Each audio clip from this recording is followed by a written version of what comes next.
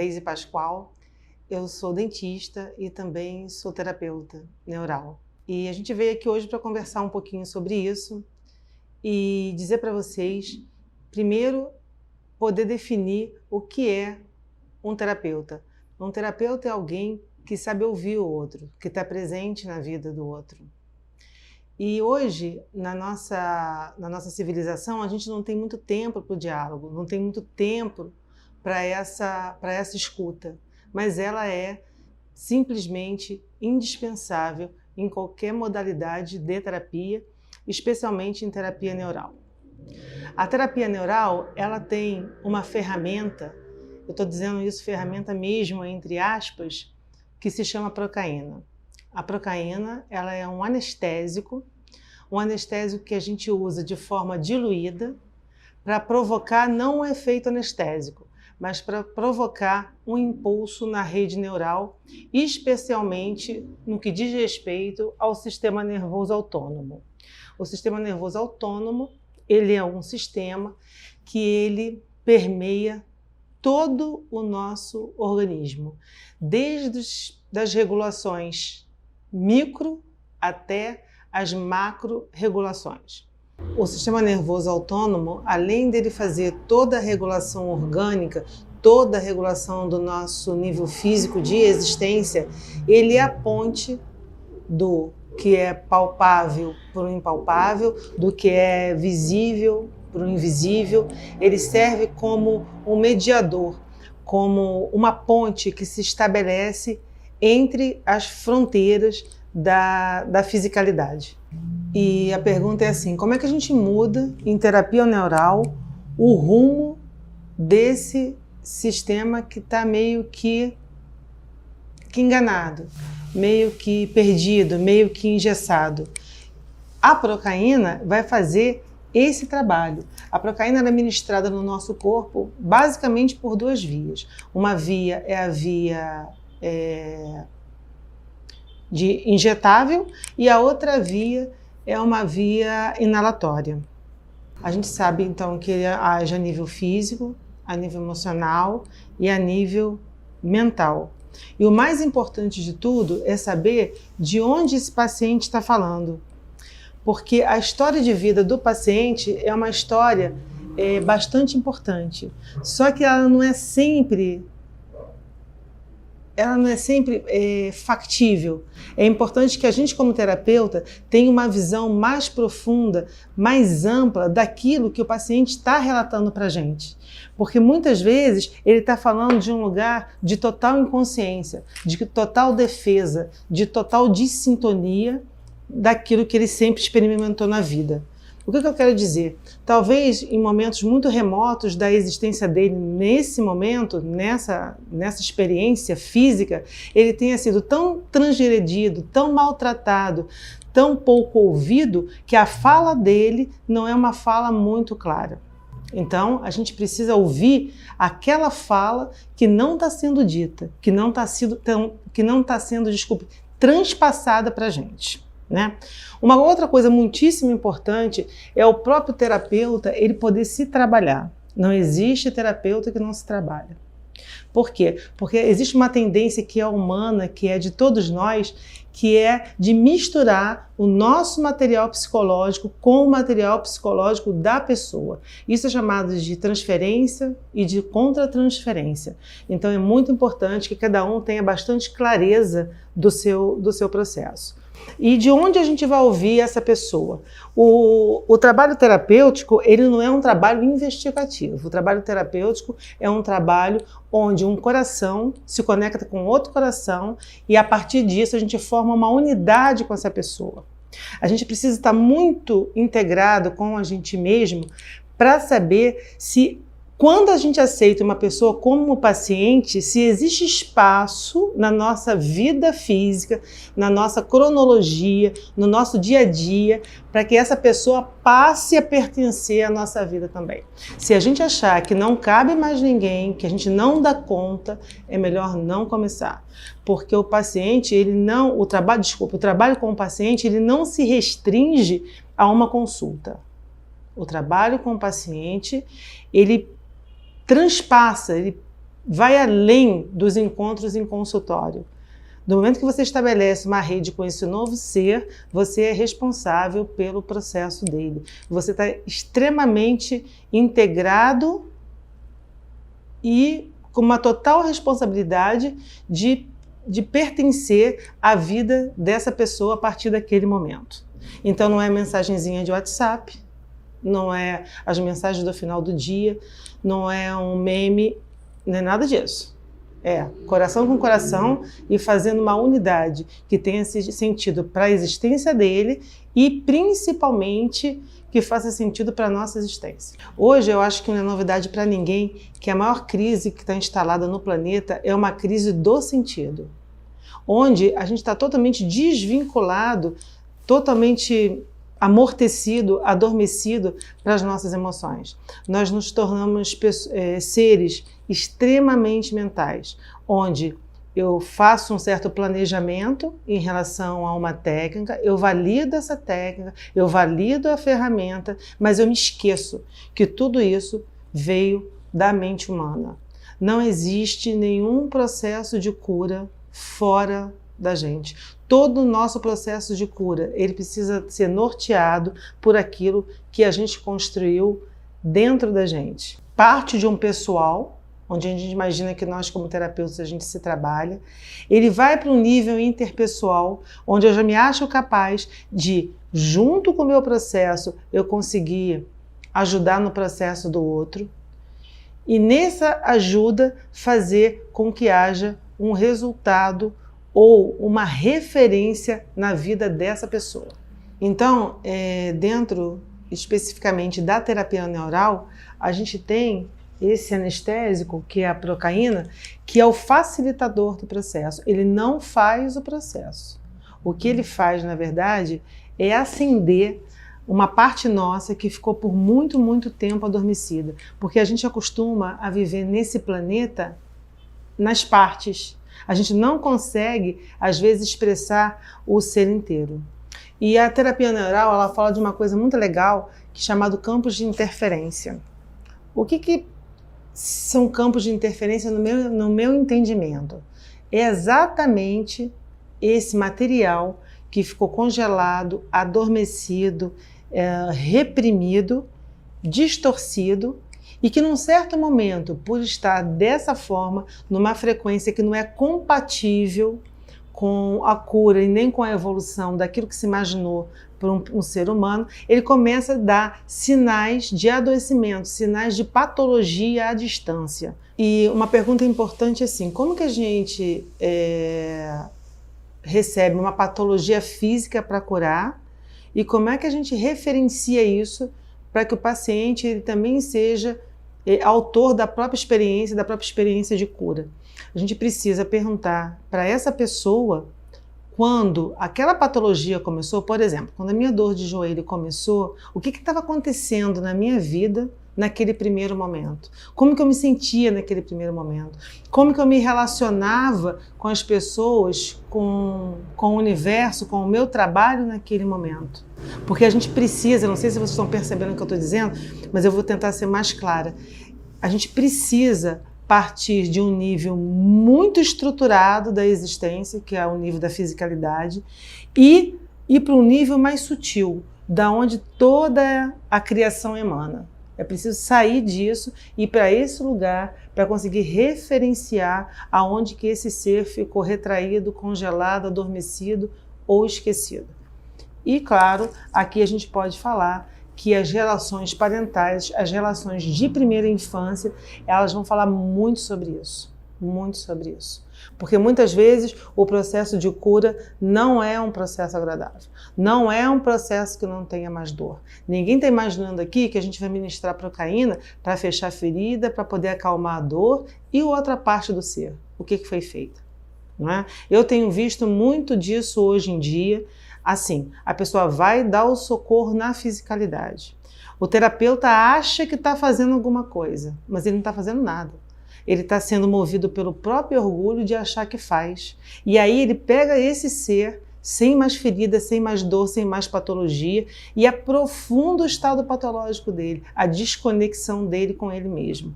E quando a gente mexe no campo da possibilidade de um ser humano, nenhum terapeuta, nenhum curador vai saber ou vai ter respostas para o que vai acontecer frente a um impulso dessa magnitude. O que eu estou querendo dizer? Não existe resposta pronta. A gente imagina que a gente injeta um medicamento e com isso a dor cessa ou a ferida fecha.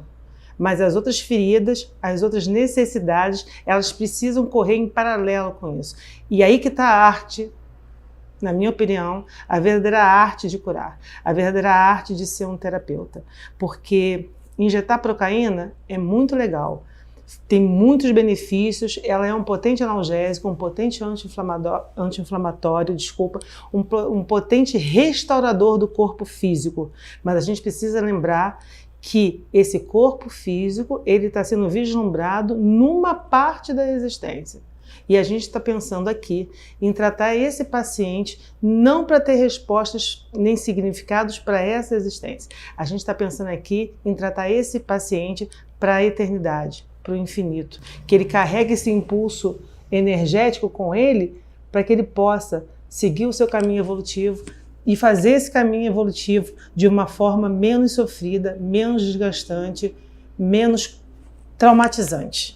Então, assim, continuando, eu vou pedir licença a vocês para me desadequar da forma que eu estou me expressando para vocês, e eu vou ler o texto, né, que foi canalizado por mim e que faz toda a coerência, dá todo um sentido para um processo de cura mais profundo, né? Bom, pegando aquele ponto de que às vezes acontece exatamente ao contrário.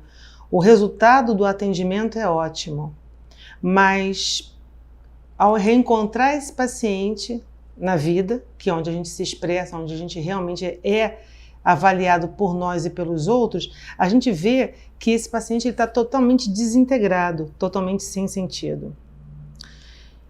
O impulso da procaína ele foi restaurador, mas a vida que habita no interior dessa pessoa, ela ainda precisa se manifestar. Ele precisa despertar para essa vida interna, porque toda cura vem desse despertar. Mesmo a procaína, essa substância maravilhosa, ela é simplesmente extensão da nossa mente, de todos os nossos potenciais que estão dentro de nós e pertencem a nós. O que a procaína faz, a meu ver, é atualizar estes potenciais. E vendo por aqui, isso faz toda a diferença. E como se faz isso para as pessoas que não possuem esse conhecimento que a gente já tem, que não sabem, nunca foram estimuladas a se colocarem nesse nível de possibilidade? Aí entra a própria manifestação do terapeuta.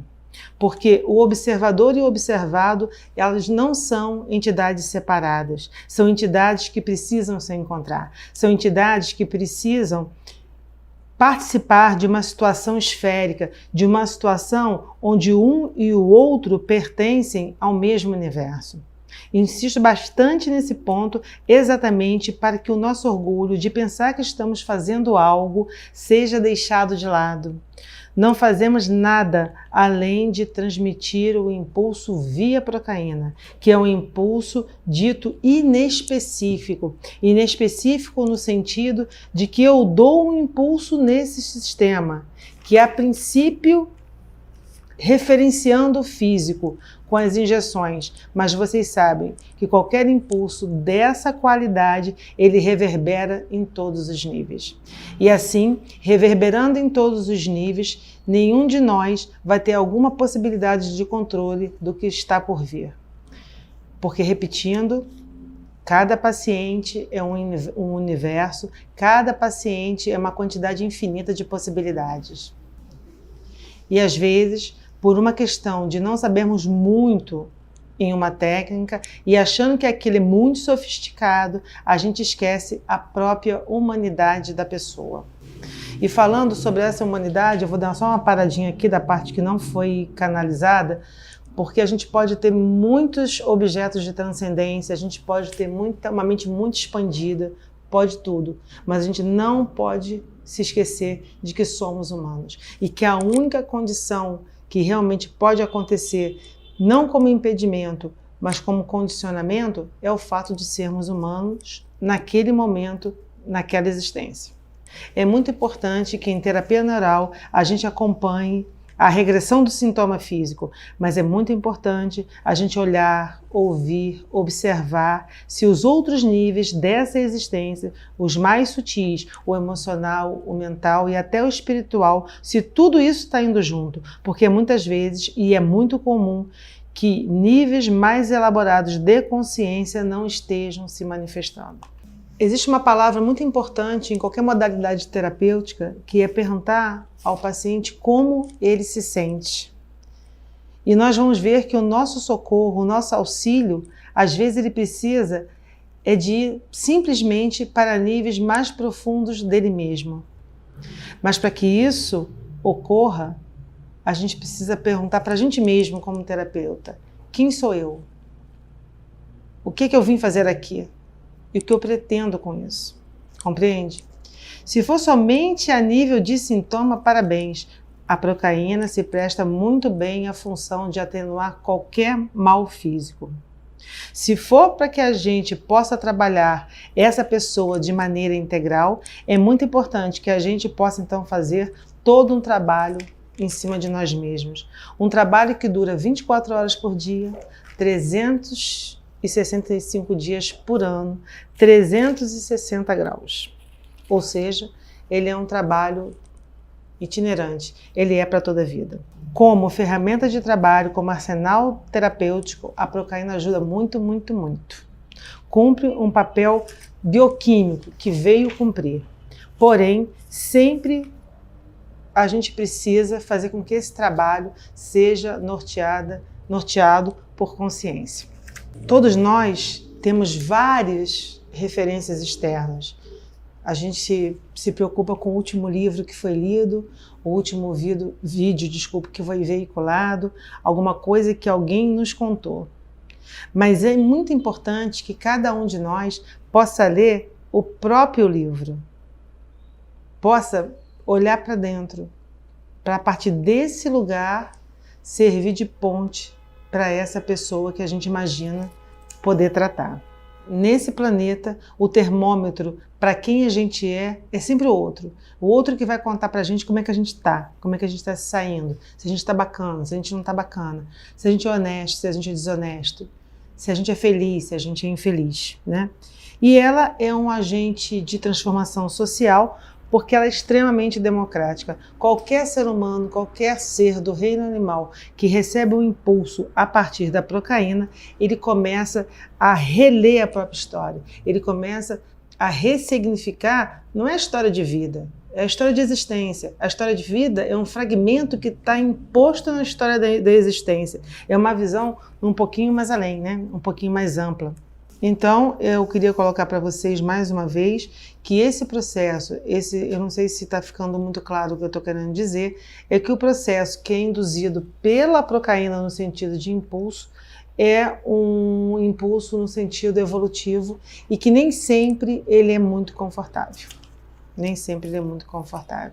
É muito importante que a gente possa despertar não só o potencial de cura, mas referenciar para que a pessoa perceba que existe uma vida dentro dela, uma vida que precisa ser vivida. Não de um ponto de vista assim caretão da terceira dimensão, mas um ponto de vista que faça sentido para essa existência, que faça com que ele se sinta parte integrante e indispensável do universo. Não é dele, não é do corpo, não é dos corpos imateriais dele, não. É do universo. Ele faz parte desse universo, né? E o que eu queria também colocar aqui para vocês é que eu percebo que a terapia neural ele é um agente transdisciplinar, o que é bastante óbvio, mas ela é transdimensional, onde eu trabalho com aquele ser, com aquela vida, que nesse momento pertence a uma fisicalidade, mas mesmo não pertencendo mais, esse impulso é infinito e esse impulso é eterno. Espero assim que eu possa ter falado com vocês de uma forma mais clara possível, do ponto de vista que eu trabalho com terapia neural e dos resultados que eu obtenho, não para mim, mas para o sentido da outra existência. Porque só vai fazer sentido se o outro se sentir bem, se sentir amparado, se sentir confortável, se sentir integrado. Se a gente fizer todas as bases terapêuticas, a doença física desaparecer, mas não houver integralidade dentro dessa pessoa, a gente precisa continuar caminhando com ela, para poder dar isso para ela, despertar isso nela. Ser simplesmente um companheiro de caminho, entende? Ninguém está aqui para ser melhor nem para ser pior. O que a gente está aqui é para fazer um caminho junto, um caminho numa mesma direção. Queria agradecer a todos vocês e até a próxima.